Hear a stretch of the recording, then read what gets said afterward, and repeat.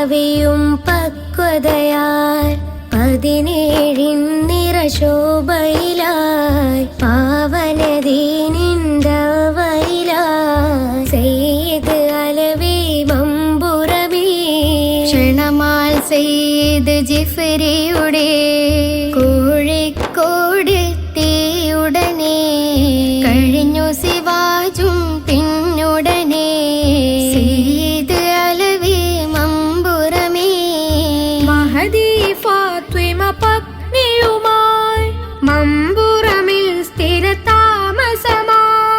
മാനവർക്കാശ്വാസക്കണിയാൽ Sayyid